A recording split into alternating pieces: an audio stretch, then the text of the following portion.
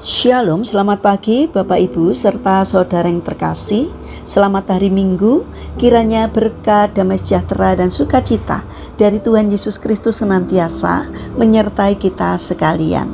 Sebelum kita mendengarkan firman Tuhan dan renungan, marilah kita berdoa. Tuhan Allah Bapa yang Maha Baik, kami sungguh bersyukur atas kebaikan dan kemurahan-Mu, karena Engkau Tuhan yang tak pernah meninggalkan kami. Terima kasih atas setiap kebaikan-Mu ya Bapa. Jika saat ini kami akan mendengarkan sabda firman-Mu, kami memohon Tuhan mengurapi kami dengan Roh Kudus-Mu agar kami dapat mengerti dan memahami apa yang Tuhan sampaikan kepada kami. Mampukan kami untuk mentaati firman-Mu, tidak hanya sebagai pendengar, namun sebagai pelaku firman Tuhan. Terima kasih Tuhan, di dalam nama Tuhan Yesus Kristus kami sambut berkat firman-Mu. Amin. Bapak Ibu serta saudara yang dikasih oleh Tuhan, bacaan firman Tuhan saat ini diambil dari TB2, dari kitab Yesaya pasal 45 ayat 19. Demikianlah sabda Tuhan. Tidak pernah aku berbicara dengan rahasia atau di tempat gelap di bumi. Tidak pernah aku berkata kepada keturunan Yakub, carilah aku di tempat kosong. Aku Tuhan selalu berkata benar, selalu memberitakan apa yang lurus. Tema renungan saat ini adalah Allah tak pernah bersembunyi. Bapak Ibu serta saudara yang dikasih oleh Tuhan Yesus Kristus, ada sebuah kisah tentang seorang bapak yang datang ke stasiun untuk menjemput kerabatnya yang sudah lanjut usia. Dia datang pagi-pagi sekali, memastikan ia tidak terlambat. Namun setelah menunggu beberapa waktu dan tidak menemukan kerabatnya, ia mulai panik dan mencarinya ke seluruh sudut stasiun. Ia mengira kerabatnya tersesat atau bahkan tidak jadi datang. Namun ketika ia hendak pulang, tiba-tiba ia melihat dari kejauhan sosok kerabatnya itu berdiri tenang di tempat pengambilan barang bawaan, sebagaimana telah dijanjikan sebelumnya. Kerabat itu sabar menunggu, sementara sang bapak sibuk mencari di tempat yang salah. Akhirnya ia merasa malu karena ia sendiri yang tidak berada di tempat yang benar. Bapak Ibu serta saudara yang terkasih, begitulah seringnya kita dalam perjalanan rohani kita.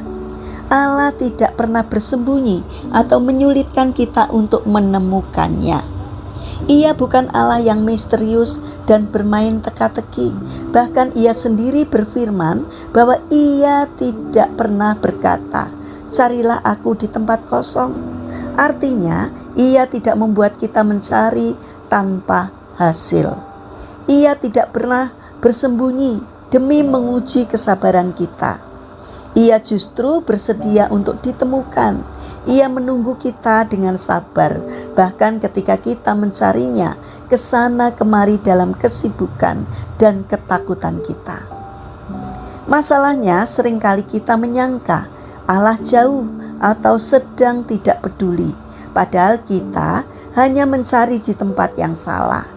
Kita mencarinya dalam keramaian dunia, dalam keinginan pribadi, dalam solusi instan, namun lupa bahwa ia dapat ditemukan di dalam doa, dalam firman yang kita baca, dalam puji-pujian, dan dalam bisikan lembut Roh Kudus.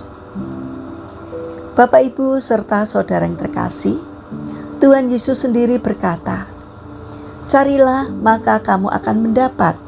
Matius 7 ayat 7. Dalam Ibrani juga ditegaskan bahwa Allah memberi upah kepada setiap orang yang sungguh-sungguh mencari Dia. Ibrani 11 ayat 6. Ini adalah janji yang luar biasa. Allah bukan hanya membiarkan dirinya untuk ditemukan, tetapi Ia juga mengganjar setiap orang yang mendekat kepadanya dengan hati yang tulus. Ketika kita merasa Allah jauh, sesungguhnya bukan Dia yang menjauh, melainkan kita yang berjalan ke arah lain. Saat doa kita dingin, saat Alkitab hanya menjadi buku di rak, Dan saat ibadah hanya menjadi rutinitas, disitulah kita mulai merasa kehilangan kehadiran Allah. Bukan karena ia menghilang, tetapi karena kita tidak datang ke tempat ia berada. Bapak, Ibu, serta saudara yang terkasih, Allah sedang menunggu kita saat ini. Di dalam firman-Nya, dalam doa kita, dalam saat teduh kita, Ia hadir. Ia tidak pernah memilih tempat gelap. Ia selalu berbicara dalam terang. Karena itu, mari kembali kepada terang Tuhan untuk datang ke hadirat Tuhan dan hidup dalam terang-Nya. Mari kita berdoa. Tuhan Yesus yang Maha Baik, terima kasih karena Engkau bukan Allah yang jauh, tetapi Bapa yang dekat dengan kami.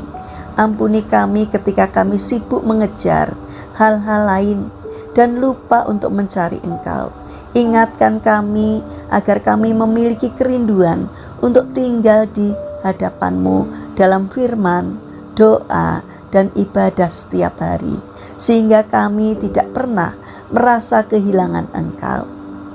Bapa yang Maha Baik, kami berdoa untuk saudara-saudara kami yang terbaring sakit atau lemah fisik.